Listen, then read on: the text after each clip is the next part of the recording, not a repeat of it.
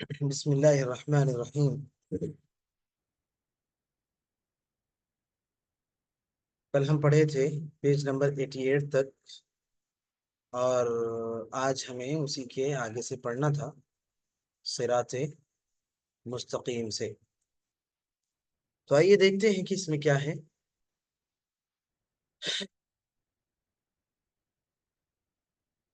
صراط مستقیم کا مطلب ہوتا ہے سیدھا راستہ، مستقیم سیدھا، اور مستقیم کا مطلب مضبوط کے بھی ہوتے ہیں۔ تو مستقیم سیدھا راستہ یا مضبوط راستہ، اور یہ اللہ تعالیٰ کی کلام سورۃ الفاتحہ کے اندر جو اہدنا الصراط المستقیم ہے نا، کہ اللہ تو مجھے سیدھے راستے کی طرف ہدایت دے دے، تو مجھے سیدھے راستے کی رہنمائی کر دے، اسی سے یہ کلمہ ماخوذ ہے، صراط مستقیم، سیدھا راستہ۔ ہر انسان کا فرض ہے کہ اللہ کو ہی پکارے، اسی سے ہر وقت ڈرتا رہے، اسی سے گناہوں کی معافی مانگتا رہے، اسی کے آگے گناہوں کا معترف رہے، یعنی اپنے گناہوں کو، اس نے بندے نے گناہ کیے ہیں اس بات کا اللہ تعالیٰ سے ہی اعتراف کرے، اسی کو اپنا مالک اور اپنا مددگار اور حمایتی سمجھے، اللہ کے سوا اپنا ٹھکانہ نہ جانے، اللہ کے سوا اپنا ٹھکانہ کہیں اور نہ جانے، اور کبھی کسی کی حمایت پر اعتماد نہ کرے، کیونکہ ہمارا رب بڑا ہی معاف کرنے والا اور انتہائی مہربان ہے۔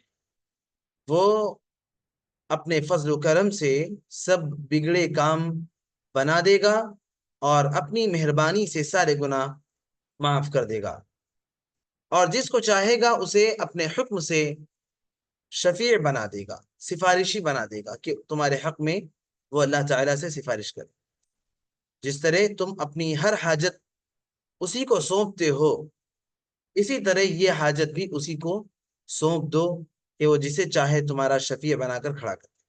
یہ معاملہ اللہ تعالیٰ کے حوالے کر دو، اللہ تعالیٰ کے حوالے کر دو، کہ اللہ تعالیٰ جسے چاہے اسے تمہارا سفارشی بنائے، تمہیں اس کے لیے پریشان ہونے کی ضرورت نہیں پڑے گی۔ کسی کی حمایت پر کبھی بھروسہ مت کرو۔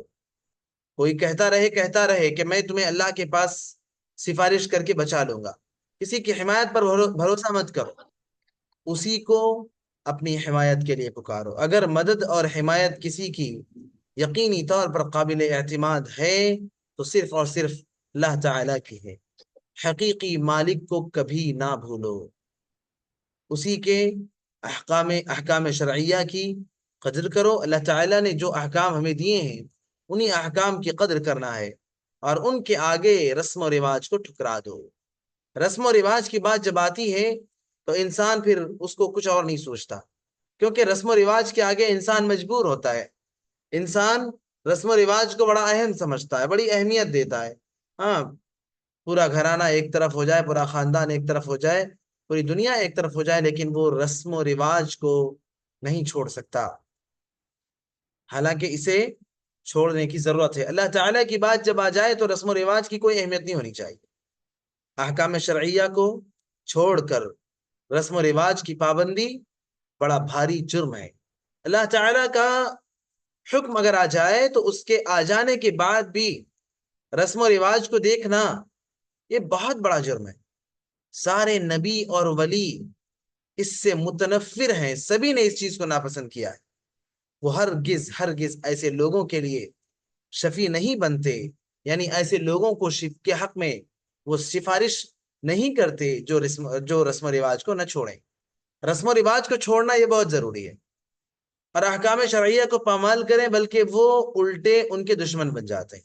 جو لوگ رسم و رواج کو نہیں چھوڑتے، اللہ تعالیٰ کے احکام کو پامال کرتے ہیں، نبی، ولی، بزرگ، یہ سب کے سب ان کی مدد اور حمایت نہیں کرتے، بلکہ ان سے ناراض ہو جاتے ہیں، کیونکہ ان کی بزرگی اسی بات پر موقوف تھی کہ وہ اللہ کی خاطر اللہ کی خاطر کو سب پر مقدم رکھتے تھے۔ وہ جو بزرگ ہوئے، وہ جو نیک ہوئے، وہ جو اللہ والے ہوئے، وہ جو ولی ہوئے، اس کے پیچھے بڑا سبب تو یہی تھا کہ وہ اللہ تعالیٰ کے احکام پر بقیہ ساری چیزوں کو مقدم رکھتے تھے۔ تو اگر اللہ تعالیٰ کے احکام پر ہم دوسری چیزوں کو مقدم نہ رکھیں. اب اللہ تعالیٰ کے احکام کو ساری چیزوں پر مقدم رکھتے تھے افراد. تو اگر وہ اللہ تعالیٰ کے احکام کے مقابلے میں کسی اور کی بات کو ماننے لگ جائیں تو پھر وہ تو بزرگ اور ولی نہ ہوئے نا. بیوی بچوں کو، مریدوں کو، شاگردوں کو، نوکر چاکر کو اور یاروں دوستوں کو اللہ کے لیے چھوڑ دیتے تھے. اگر اولاد اللہ کے راستے سے انہیں روکنے والی ہے، اگر ان کے اپنے شاگرد، ان کے اپنے نوکر چاکر، ان کے اپنے دوست یار اللہ تعالیٰ سے انہیں غافل کرنے والے، اللہ کے ذکر سے انہیں غافل کرنے والے، تو اللہ تعالیٰ ان سب کو، تو اللہ تعالیٰ کے لیے وہ ان سب کو چھوڑ دیتے تھے. یہی اصل ولیوں کا مقام اور مرتبہ ہوتا ہے، یہی اصل ولیوں کی عظیم صفت ہوتی ہے. اور جب وہ لوگ اللہ تعالیٰ کی مرضی کے خلاف کام کرتے تھے تو یہ ان کے دشمن بن جاتے تھے. یعنی ان کے اپنے بیوی بچے، ان کے اپنے مرید، ان کے اپنے شاگرد، ان کے اپنے نوکر چاکر، ان کے اپنے دوست یار، یہ سب اگر اللہ کے خلاف کوئی کام کرتے تھے تو پھر یہ پیر، ولی اور یہ بزرگ ان کے دشمن بن جاتے تھے. بھلا غیر اللہ کو پکارنے والوں میں کیا خوبی ہے کہ بڑے بڑے لوگ ان کی حمایتی بن کر اللہ تعالیٰ کی مرضی کے خلاف ان کی طرف سے اللہ تعالیٰ سے جھگڑے؟ ہاں، یہ لوگ جو اللہ تعالیٰ کے مقابلے میں دوسروں کو پکارتے ہیں، یہ لوگ جو اللہ تعالیٰ کے مقابلے میں دوسروں کو اپنا مددگار اور حمایتی سمجھتے ہیں، یہ لوگ جو اللہ تعالیٰ کے مقابلے میں غیروں کو پکارتے ہیں، غیروں سے دعائیاں دیتے ہیں، ان سے دعائیں کرتے ہیں، تو بھلا ان کے اندر آخر کون سی وہ خوبی ہے کہ ان کے بڑے بڑے لوگ ان کے حمایتی بن کر اللہ تعالیٰ کی مرضی کے خلاف ان کا سپورٹ کریں گے، اللہ تعالیٰ سے ان کے لیے جھگڑیں گے؟ ایسا تو ہرگز نہیں ہوگا، بلکہ وہ تو ان کے دشمن ہوں گے. یہ ایسے اعمال اور ایسی صفات ہیں جو ان کو ایسے لوگوں کے خلاف دشمن بنا دینے والی ہیں. اللہ ہی کے لیے محبت اور اللہ ہی کے لیے دشمنی ان کی شان ہے. اللہ کے لیے ہی محبت. اللہ تعالیٰ نے فرمایا لا تجد قوما يؤمنون بالله واليوم الآخر يوادون من حاد الله ورسوله ولو كانوا آباءهم أو أبناءهم أو إخوانهم أو عشيرتهم. کہتے ہیں اللہ تعالیٰ کہ اہل ایمان کو تم نہیں پاؤ گے.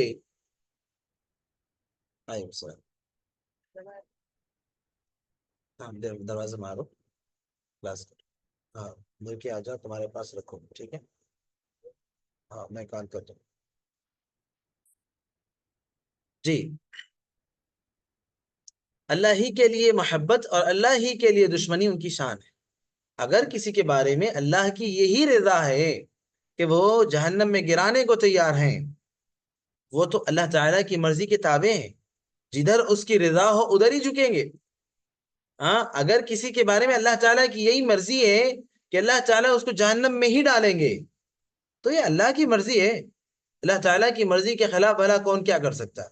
ہاں، تو میں آپ کو آیت کریمہ بتا رہا تھا. اللہ تعالیٰ فرماتے ہیں کہ لا تجد قوما یؤمنون باللہ والیوم الآخر، ایمان والے جو اللہ پر اور آخرت کے دن پر ایمان رکھتے ہیں، تم انہیں ایسا نہیں پاؤ گے کہ یوادون من حد اللہ ورسولہ، کہ ان لوگوں سے وہ محبت کریں جو اللہ تعالیٰ کے نافرمان اور اللہ تعالیٰ کے حکم کے مخالفین ہیں، اللہ کے حکم کو کی مخالفت کرنے والے ہیں. گرچہ وَلَوْ كَانُوا آبَاؤُهُمْ او ابناؤہم او اخوانہم او عشیرتہم، گرچہ وہ ان کے باپ ہوں، ان کی اولاد ہوں، ان کے بھائی بندے ہوں، ان کے خاندان والے ہوں، ان کے رشتے ناتے والے ہوں، وہ ان سب چیزوں کو نہیں دیکھتے. ان کی دوستی، ان کی دشمنی، ان کی محبت، ان کا تعلق، ان کا رشتہ صرف اور صرف اللہ تعالیٰ کی محبت کی خاطر ہوتا ہے. اور اللہ تعالیٰ کے مخالفت کرنے والے گرچہ ان کی اپنی اولاد ہو، گرچہ ان کے بیوی بچے ہوں، گرچہ ان کے دوست احباب ہوں، وہ انہیں تج دیتے ہیں، وہ انہیں چھوڑ دیتے ہیں، وہ پھر ان سے محبت اور دوستی نہیں رکھتے.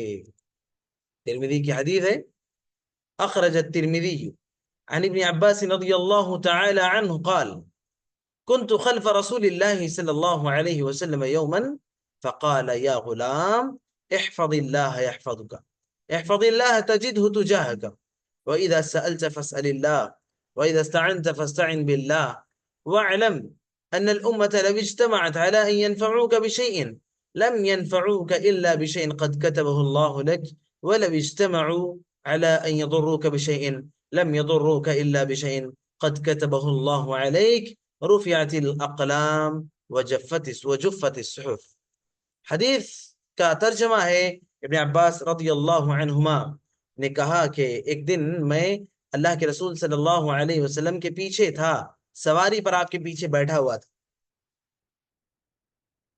آپ نے فرمایا اے بچے، یعنی بہت چھوٹے تھے ابن عباس، کہا کہ اے بچے اللہ کو یاد رکھ، اللہ تجھے یاد رکھے گا. اللہ کو یاد رکھ، اللہ تعالیٰ کو ہمیشہ اپنے سامنے دیکھے گا، یعنی ہر مشکل گھڑی میں اللہ تعالیٰ کو اپنے سامنے پائے گا، اللہ تعالیٰ تیری مدد کرے گا. جب تجھے کچھ مانگنا ہو، سوال کرنا ہو تو اللہ ہی سے کر، جب مدد چاہیے ہو تو اللہ ہی سے مدد مانگ. یقین مان کہ اگر تمام لوگ تجھے کچھ نفع پہنچانے پر اتفاق کر لیں تو اسی قدر نفع پہنچائیں گے جو اللہ تعالیٰ نے تیرے لیے لکھا ہے. اللہ تعالیٰ نے تیرے لیے جو نفع لکھا ہے اس سے زیادہ کوئی دنیا والے مل کر پہنچا نہیں سکتے، اور اگر سب مل کر نقصان پہنچانے پر اتفاق کر لیں تو اسی قدر نقصان پہنچا سکیں گے جو تیرے لیے اللہ تعالیٰ نے لکھا ہے. اللہ تعالیٰ کے لکھے ہوئے نقصان سے بڑھ کر رتی برابر بھی یہ تجھے نقصان نہیں پہنچا سکتے. اور قلم اٹھا لیے گئے ہیں اور کتابیں خشک ہو گئی ہیں، یعنی اللہ تعالیٰ نے جس قلم کو لکھنے کا حکم دیا تھا وہ لکھ کر اٹھ چکا ہے، اور اللہ تعالیٰ کی لکھی ہوئی تحریریں سوکھ چکی ہیں. اب اللہ تعالیٰ کی بنائی ہوئی تقدیر میں فیصلے کا کوئی امکان نہیں ہے. البتہ دعائیں تقدیر کو بھی بدل دیتی ہیں، مطلب یہ کہ وہ دعا بھی اللہ تعالیٰ کی تقدیر میں موجود ہوتی ہے کہ بندہ دعا کرے گا اور یہ ایسے ہے اور دعا کے بعد ایسے بدل جائے گی. تو یہ سارا کچھ اللہ تعالیٰ کے پاس لکھا ہوا ہے. یعنی اللہ تعالیٰ شہنشاہ حقیقی ہے. شہنشاہ کس کو کہتے ہیں؟ کئی بادشاہوں کا بادشاہ، تو وہ تو اللہ تعالیٰ ہے. تو شہنشاہ حقیقی ہے، یعنی بادشاہوں کی طرح مغرور نہیں ہے اللہ تعالیٰ کہ کوئی کتنا ہی سر مارے مگر غرور کے مارے اس کی طرف توجہ ہی نہ کرے. اللہ تعالیٰ ایسا نہیں ہے کہ اس کے لیے لوگ چکر لگاتے ہوں، پریشان ہوتے ہوں، ٹائم پر ٹائم لیتے ہوں لیکن پھر بھی وہ وقت نہ دے، وہ کوئی توجہ نہ دے. ایسا اللہ تعالیٰ نہیں ہے. اللہ تعالیٰ تو ایسا ہے کہ وہ اپنے بندوں کی ایک ایک دعا کو سنتا ہے. اللہ تعالیٰ خود کہتے ہیں کہ وَإِذَا سَأَلَكَ عِبَادِي عَنِّي فَإِنِّي قَرِيبٌ، جب میرے بندے آپ سے پوچھے میرے بارے میں آپ کہہ دیجئے کہ میں ان سے بہت قریب ہوں. اجیب دعوت الداعی اذا دعان، کہ جب کوئی دعا کرنے والا مجھے پکارتا ہے تو میں اس کی پکار کو سنتا ہوں اور میں اس کی پکار پر جواب دیتا ہوں. اجیب دعوت الداعی اذا دعان فاستجیبوا لی وليؤمنوا بی لعلکم ترشدون. تو اللہ تعالیٰ بندوں کے ساتھ ایسا نہیں کرتا کہ بندوں کو صرف چکر لگوائے، بندوں کو ٹائم پہ ٹائم دیتا رہے. نہیں، اللہ تعالیٰ تو بندوں کی ہر بات کو سنتا ہے، ہر دعا کو سنتا ہے، ہر پکار کو سنتا ہے، اور بندوں کی دعاؤں کو اللہ تعالیٰ قبول بھی کرتا ہے. میں نے کل ہی بتایا تھا آپ کو کہ اللہ تعالیٰ کی ذات تو وہ ذات ہے کہ ایک شدید سے شدید گنہگار انسان، زندگی اس نے گناہوں میں گزاری ہے، لطف پت ہے گناہوں سے، لیکن اللہ اس سے کہتے ہیں کہ یا عبادی، اللہ تعالیٰ اس سے کہتے ہیں قل یا عبادی الذین اسرفوا علی انفسکم، آپ کہہ دیجئے کہ اے میرے وہ بندو جنہوں نے بہت زیادہ انلیمیٹڈ گناہ کیے، بڑے سے بڑے گناہ کیے ہیں. لا تقنطوا من رحمت اللہ، میری رحمت سے، اللہ کی رحمت سے مایوس ہونے کی ضرورت نہیں ہے. ان اللہ یغفر الذنوب جميعا، اللہ تعالیٰ تمام کے تمام گناہوں کو معاف کرنے والا ہے. یہ صفت اللہ تعالیٰ کی ہے. ایک گنہگار بندہ، ایک چوری اور ڈکیتی کیا ہوا بندہ شرمندہ ہے، ایک زانی بندہ اپنے جرم پر شرمندہ ہے، ایک گنہگار بندہ اپنے جرم پر شرمندہ ہے، وہ اللہ تعالیٰ سے رجوع کرتا ہے، روتا ہے، گڑ گڑاتا ہے، آنسو بہاتا ہے، شرم کا اظہار کرتا ہے، ندامت کا اظہار کرتا ہے، ہاتھ اٹھا کر اللہ تعالیٰ کی بارگاہ میں روتا ہے. اللہ کیا کہتے ہیں معلوم؟ اللہ کہتے ہیں کہ جب بندہ ہاتھ اٹھاتا ہے، مجھے پکارتا ہے، تو مجھے شرم آتی ہے کہ میں بندے کے ہاتھ کو یوں ہی خالی لوٹا دوں. کتنی بڑی بات ہے، اللہ تعالیٰ کی رحمت ہے، اللہ تعالیٰ کی کرم فرمائی ہے کہ اللہ بندوں کے ہاتھ کو یوں ہی خالی نہیں لوٹاتا. یہ تو دنیا والے ہیں کہ ایک بار اگر انہوں نے معاف کر دیا اور دوبارہ سے غلطی کر دی تو پھر ان کی معافی دوبارہ سے نہیں ہوتی، پھر دوبارہ ان سے معافی کی امید نہیں لگائی جا سکتی، وہ معاف نہیں کرتے۔ وہ یہی کہتے ہیں کہ بھئی کتنی بار ہم معاف کریں تمہیں، ایک بار تو تم نے کیا تھا گناہ غلطی، ہم نے معاف کر دیا، پھر کب تک کرتے جاؤ گے؟ یہ دنیا والوں کا حال ہے۔ اللہ کہتا ہے بندے تو سے جتنے گناہ ہوں ہر بار تو رب کی طرف رجوع کر لے، پروردگار تیری دعا کو قبول کرنے کے لیے اور تیری توبہ کو قبول کرنے کے لیے ہمیشہ تیار ہے۔ پروردگار ہمیشہ کان لگائے ہوئے تیری طرف، جب بھی تو رب کو پکارتا ہے رب تیری دعا کو سنتا ہے، رب تیری دعاؤں کو سن کر قبول کرتا ہے، رب تیری مشکل دور کرتا ہے، تیری دعائیں پروردگار قبول کرتا ہے۔ یہ رب کی ذات ہے، یہ رب کی شان ہے، ٹھیک ہے؟ اللہ کی شان یہ ہے کہ وہ انتہائی لطف و کرم والا اور بڑا مہربان ہے۔ اس تک پہنچنے میں کسی کی وکالت کی ضرورت نہیں ہے کہ اللہ تعالیٰ کو اس کا خیال آئے تو وہ فردن ہر ایک کا خیال رکھتا ہے۔ اللہ تعالیٰ تک پہنچنے کے لیے کسی ارے غیرے نتھو خیرے کی ضرورت نہیں ہے۔ اللہ تعالیٰ تک پہنچنے کے لیے کسی حقیر ننگے بھک منگے کی ضرورت نہیں ہے، نام نہاد پیر فقیر کی ضرورت نہیں ہے اللہ تعالیٰ تک پہنچنے کے لیے۔ اللہ کہتے ہیں کہ بندہ جب اللہ کو پکارتا ہے تب اللہ تعالیٰ اس کی پکار کو سنتے ہیں۔ اللہ کہتے ہیں کہ بندہ جب اللہ تعالیٰ کو یاد کرتا ہے اللہ تعالیٰ اس کو فوراً اس کی دعا کو سنتے ہیں اور اس کی مشکل کو دور کرتے ہیں۔ پروردگار کا یہ حال ہے۔ پروردگار بندوں کی دعاؤں کو قبول کرنے کے لیے کسی ہیلے اور کسی وسیلے اور کسی درمیانی کسی ثالث اور کسی جب ہم بزنس وغیرہ کرتے ہیں تو وہاں پر ایک اصطلاح ہوتی ہے کہ کیا بولتے ہیں، جو کسٹمرز کو لے کر آتا ہے، دکاندار اور کسٹمر کے بیچ میں جو ثالث بنتا ہے، ہاں اسے کیا بولتے ہیں معلوم ہے آپ میں سے کسی کو؟ بروکر۔ بروکر، جی ہاں۔ اللہ تعالیٰ تک پہنچنے کے لیے کسی بروکر کی ضرورت نہیں ہے، اللہ تعالیٰ تو خود تیار ہے بندے کی دعا سننے کے لیے، اس کو کسی بروکر کی ضرورت نہیں ہے۔ یہ تو دنیا والوں کے چونچلے ہیں، اللہ تعالیٰ کے لیے ایسی چیز، یہ سب چیزیں کوئی معنی نہیں رکھتی۔ اللہ سب کو یاد رکھتا ہے، خواہ کوئی سفارش کرے یا نہ کرے، وہ پاک ہے، وہ بلند ہے، وہ برتر ہے، اس کا دربار دنیا کے بادشاہوں جیسا نہیں ہے کہ رعایا کی وہاں تک رسائی نہ ہو سکے۔ جب کوئی پہنچنا چاہے کسی بادشاہ سے بات کرنا چاہے تو وہ دسیوں وزیروں تک اس کی پہلے رسائی ہونی چاہیے۔ وہ بادشاہ تک پہنچنے کے لیے دسیوں گیٹ ہوتے ہیں، ہر ایک کے پاس پہنچ کر وہ انہیں رشوت دینا چاہتا ہے، ہر ایک کے پاس پہنچ کر وہ گفٹ اور ہدیے کے نام پر رشوت دیتا ہے، تب کہیں جا کر وہ ان تک پہنچ۔ اللہ تعالیٰ کو ان سب چیزوں کی ضرورت نہیں ہے۔ ہاں یہ تو دنیا کے معاملات ہیں کہ یہ دنیا کی معاملات ہیں، وہاں تک رسائی یعنی بادشاہوں جیسا نہیں ہے کہ رعایا کی وہاں تک رسائی نہ ہو سکے اور امراء ہی رعایا پر حکم چلائیں اور رعایا کو ان کے احکام ماننے ہی پڑے، بلکہ یہ الہی دربار ہے، یہ پروردگار کا دربار ہے اور وہ اپنے بندوں سے قریب تر ہے۔ جو معمولی انسان اس کی طرف دل سے متوجہ ہو وہی اپنے سامنے اس کو پالے، اپنی ہی غفلت کے حجاب کے سوا کوئی اور حجاب ہی نہیں ہے۔ بندہ اگر خود ہی اللہ کو نہ پکارنا چاہے، بندہ اگر خود ہی اللہ کے قریب نہ ہونا چاہے، بندہ اگر خود ہی اللہ تعالیٰ سے دعا نہ کرنا چاہے تو پھر اس کا کیا کر سکتا ہے کوئی؟ ورنہ اللہ تعالیٰ کے پاس خود کی غفلت ہے جو اللہ تعالیٰ کے درمیان حجاب، رکاوٹ اور پردہ حائل کر سکتی ہے، ورنہ کوئی اور چیز دنیا کے اندر نہیں ہے جو بندے اور اللہ کے درمیان حائل ہو سکے۔ اس کے بعد اللہ سب سے نزدیک ہے۔ اگر کوئی اس سے دور ہے، اللہ تعالیٰ سے اگر کوئی دور ہے تو محض اپنی غفلت کی وجہ سے دور ہے۔ میں اگر اللہ سے دور ہوں تو میری غفلت ہے جس کی وجہ سے میں اللہ سے دور ہوں، میری وہ غفلت ہے جس نے مجھے اللہ سے دور کر رکھا ہے، ورنہ مالک سب سے نزدیک ہے۔ پھر جو کوئی کسی نبی یا ولی کو اس کے لیے اس لیے پکارتا ہے کہ وہ اس کو اللہ تعالیٰ سے قریب کر دیں، تو یہ نہیں سمجھتا کہ نبی ولی تو پھر بھی اس سے دور ہیں۔ میں نبی ولی تو دور ہیں اس سے، اللہ تعالیٰ تو اس سے بہت ہی قریب ہے۔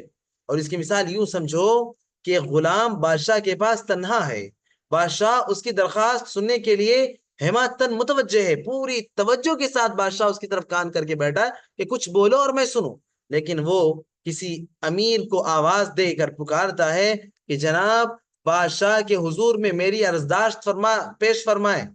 ارے بادشاہ تو خود ہی تیار ہے آپ کی بات کو سننے کے لیے، پھر ایسا بندہ تو بڑا پاگل اور دیوانہ ہے جو بادشاہ موجود ہے سامنے، اس کے باوجود بھی کسی امیر کو پکار کر کہتا ہے کہ آپ میری بات کو رکھیں۔ تمہارا اس غلام کے بارے میں کیا خیال ہے؟ ظاہر ہے کہ یہ غلام تو یا تو اندھا ہوگا یا پاگل ہوگا۔ ہاں، اندھا ہوگا تو اس نے بادشاہ کو سامنے نہیں دیکھا، اس لیے وہ پکار رہا ہوگا، یا تو پاگل ہوگا کہ اسے اتنا نہیں پتا کہ بھائی بادشاہ تیرے سامنے، تو بادشاہ سے خود عرض کر لے، بادشاہ تیری ڈائریکٹ سنے گا تو شاید تجھ سے یعنی تیری دعا یا تیری بات کو جلدی جلدی قبول کرے گا اور جلدی حل کرنے کی کوشش کرے گا۔ فرمایا ہر شخص اللہ ہی سے مانگے اور آڑے وقت میں اسی سے مدد چاہے، اور یہ بات یقین سے سمجھ لے کہ تقدیر کا لکھا ہرگز نہیں مٹ سکتا ہے۔ اللہ نے جو کچھ لکھوا دیا ہے وہ تو مٹنے والا نہیں ہے۔ جفت الاقلام یعنی رفعت الاقلام و جفت الصحف، قلم اٹھا لیے گئے ہیں اور تحریریں سوکھ چکی ہیں، اب کوئی تبدیلی پاسبل نہیں ہے، ممکن نہیں ہے۔ اگر پوری دنیا مل کر کسی کو نفع یا نقصان پہنچانا چاہے تو تحریر تقدیر سے آگے نہیں بڑھ سکتے۔ معلوم ہوا کہ تقدیر کو بدلنے کی کسی میں طاقت نہیں ہے۔ جس کے مقدر میں اولاد نہیں اسے کون اولاد دے، اور جس کے مقدر میں عمر کا پیمانہ لبریز ہو چکا ہے، یعنی جس کی عمر مکمل ہو چکی ہے، کون ہے جو اس کی مدت حیات میں اضافہ کر دے؟ اگر میری زندگی صرف 28 ایئرس ہے تو بھلا کون سی ذات ہے جو مجھے اس سے زیادہ آگے بڑھائے، ایک دن بھی مجھے اس سے آگے بڑھائے؟ اللہ کے علاوہ کوئی اور ایسا نہیں ہے جو مجھے میری اپنی جو تقدیر میں میری عمر اللہ تعالیٰ نے لکھی ہے اس سے آگے بڑھا سکے۔ کون ہے جو اس کی مدت حیات میں اضافہ کرے؟ پھر یہ کہنا کہ اللہ نے اپنے ولیوں کو تقدیر بدل ڈالنے کی طاقت بخشی ہے، غلط بات ہے۔ اللہ تعالیٰ نے اپنے ولیوں کو یہ طاقت نہیں دی ہے کہ وہ اللہ تعالیٰ کی لکھی ہوئی تقدیر میں کمی اور بیشی کریں۔ یہ بات یاد رہے۔ بات یہ ہے کہ اللہ تعالیٰ کے حق تعالیٰ کبھی اپنے ہر بندے کی دعا قبول فرماتا ہے، اور انبیاء اولیاء کی اکثر دعائیں قبول فرما لیتا ہے۔ دعا کی توفیق بھی وہی دیتا ہے اور دعا قبول بھی وہی کرتا ہے۔ بندے کو دعا ہاتھ اٹھا کر دعا کرنے کی توفیق بھی پروردگار دیتا ہے۔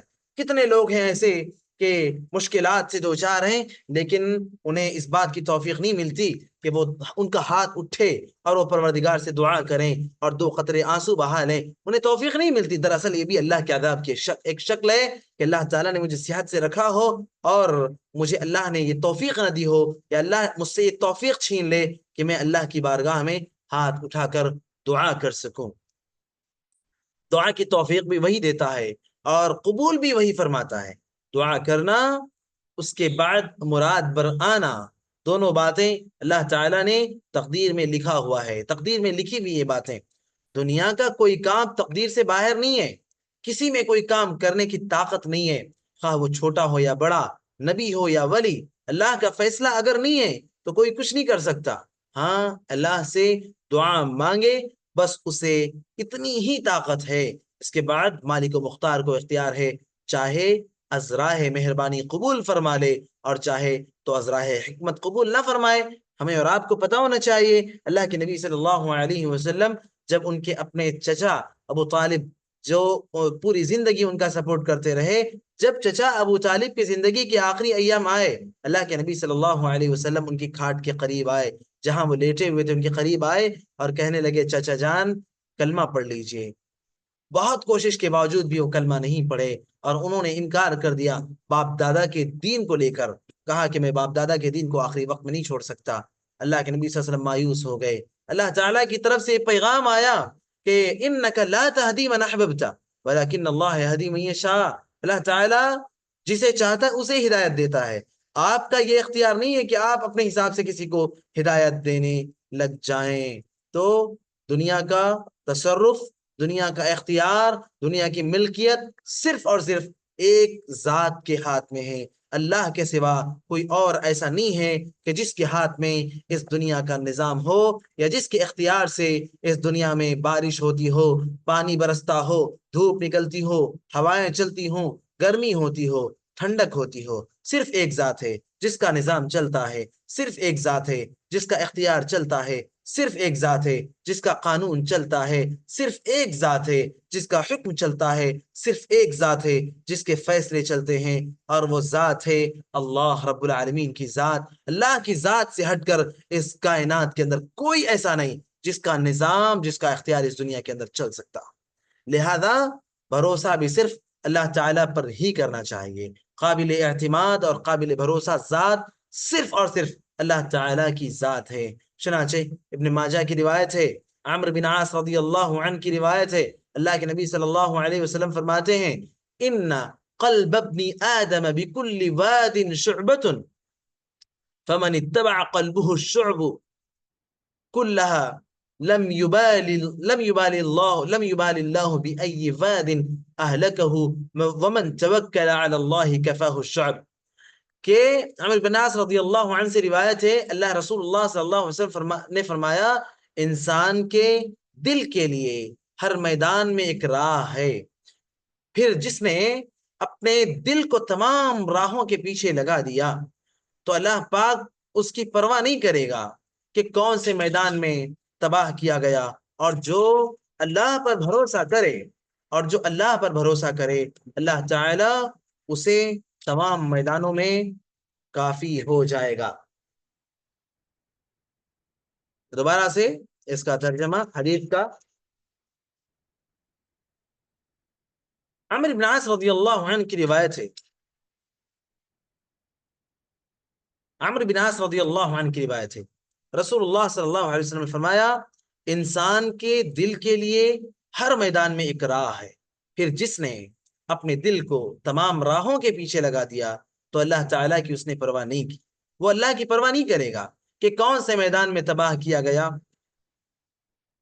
تو اللہ تعالیٰ اس کی پرواہ نہیں۔ ظاہر سی بات ہے، جو شخص اپنے دل کی مانے گا، اپنے خواہشات کی پیروی کرے گا، اپنے نفس کی مانے گا، اپنے من کی مانے گا، تو اللہ تعالیٰ کو اس بات کی کوئی پرواہ نہیں ہے کہ وہ کس میدان میں تباہ کیا جائے گا، وہ کہ کون سے میدان میں تباہ کیا گیا، اور جو اللہ پر بھروسہ کرے گا اللہ تعالیٰ اسے تمام میدانوں میں اس کے لیے کافی ہو جائے گا۔ اللہ تعالیٰ کا جو خیال رکھے گا، اللہ تعالیٰ کے دین کا جو خیال رکھے گا، اللہ تعالیٰ کے لائی بھیجی ہوئی شریعت کا جو اہتمام کرے گا، اللہ تعالیٰ اس کے لیے کافی ہے۔ اور جو شخص اللہ تعالیٰ کی بھیجی ہوئی شریعت کا خیال نہیں کرے گا، پھر اللہ تعالیٰ کو کوئی پرواہ نہیں اس بات کی کہ وہ کس مصیبت میں گرفتار ہو رہا ہے، کون سی پریشانی میں گرفتار ہو رہا ہے، کون سے مصائب لاحق ہو رہے ہیں اس کی زندگی میں، اللہ تعالیٰ کو اس کی کوئی پرواہ نہیں۔ یعنی جب انسان کسی مصیبت میں گرفتار ہوتا ہے یا اسے کسی چیز کی طلب ہوتی ہے تو اس کے خیالات چاروں طرف دوڑتے ہیں کہ فلاں نبی کو، فلاں امام کو، فلاں پیر کو، فلاں شہید کو یا فلاں پری کو پکارا جائے، فلاں نجومی یا فلاں رمال یا کاہن کو یا جفار سے پوچھا جائے۔ یہ ساری چیزیں میں نے بتایا نا کہ غیب کا دعویٰ کرنے والے لوگ ہیں سب، نجومی، رمال، کاہن، جفار وغیرہ وغیرہ، یا فلاں مولوی سے فال نکلوائی جائے، فال کھلوائی جائے، یہ سب خرافات۔ پھر جو کوئی ہر خیال کے پیچھے دوڑتا ہے اللہ تعالیٰ اس سے اپنی قبولیت والی نگاہ پھیر لیتا ہے۔ جو شخص اللہ تعالیٰ کے بجائے غیروں کی طرف دوڑتا ہے اللہ تعالیٰ پھر اس کی قبولیت والی نگاہ اس سے پھیر لیتا ہے، اس کو اپنے مخلص بندوں میں شمار نہیں کرتا، اس کے ہاتھ سے اللہ تعالیٰ کی تربیت اور ہدایت کی راہ جاتی رہتی ہے، یہاں تک کہ وہ ان خیالات کے پیچھے دوڑتا تباہ ہو جاتا ہے، کوئی دہریہ بن جاتا ہے، کوئی ملحد بن جاتا ہے، کوئی مشرک بن جاتا ہے، اور کوئی ان سب چیزوں سے، اللہ تعالیٰ سے، اللہ کے نبی سے، دین سے، شریعت سے، اللہ کے کلام سے، ہر چیز سے منکر بن جاتا ہے۔ اور جو کوئی اللہ تعالیٰ ہی پر بھروسہ کرتا ہے، کسی خیال کے پیچھے نہیں دوڑتا، وہ اللہ تعالیٰ کا مقبول بندہ ہے، اللہ تعالیٰ اس بندے سے محبت کرتا ہے، اللہ تعالیٰ اس بندے کو قریب کرتا ہے، اللہ تعالیٰ اس بندے کو مقرب بناتا ہے، اللہ تعالیٰ کا وہ بڑا ہی مقرب بندہ ہے، اس پر ہدایت کی راہیں کھل جاتی ہیں، اس کے دل کو ایسا چین اور آرام مل جاتا ہے کہ خیالات کے پیچھے دوڑنے والوں کو وہ چین ہرگز نصیب نہیں ہوتا۔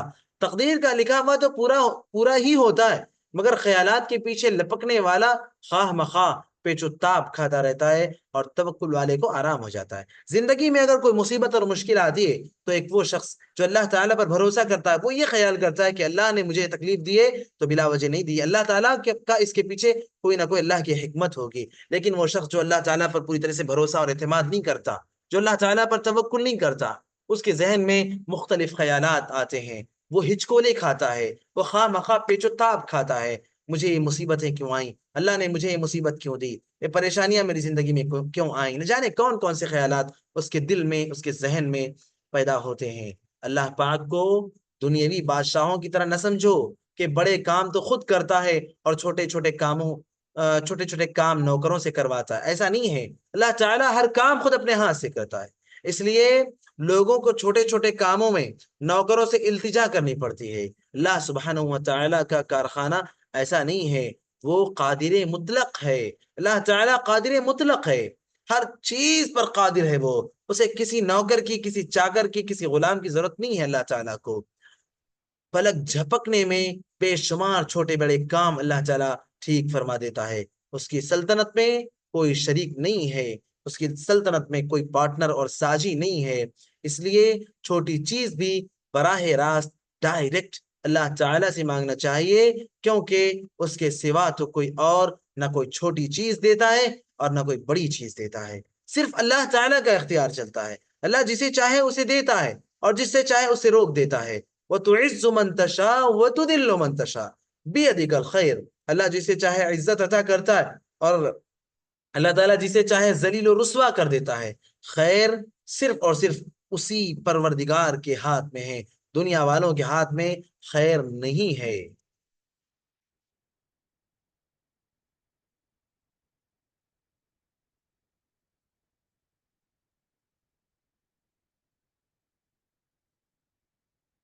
انشاءاللہ اسی کے ساتھ اتفاق کرتے ہیں۔